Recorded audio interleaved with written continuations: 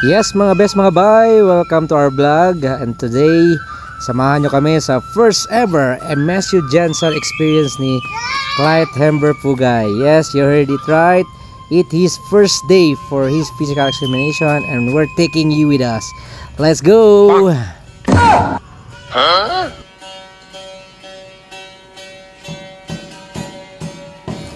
First stop, MSU Medical Services. Pagdating namin, agad pinakuha si Clyde ng height and weight, tapos sinuri ang kanyang mga documents. Pero wait lang, hala, 1 PM pa di ay among schedule, so we had to wait. So habang nag-aantay kami, why not make the most of our time? Museum time it is. We headed to the beautiful MSU Museum at doon kami nag-jam kasama ang dalawa kong kaibigan na sina Dato Halim at Dado Jim J. Ang saya lang, no? Music and chill vibes all the way.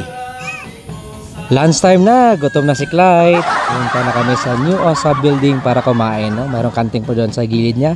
And guess what? First time ni Clyde kumain ng pastil sa loob ng MSU campus.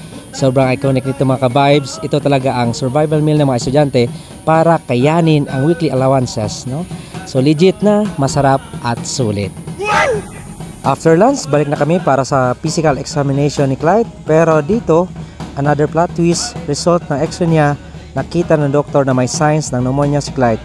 Kaya ayun, binigyan agad ng reseta para maagapan. Pero don't worry, strong si Clyde. Kaya yan.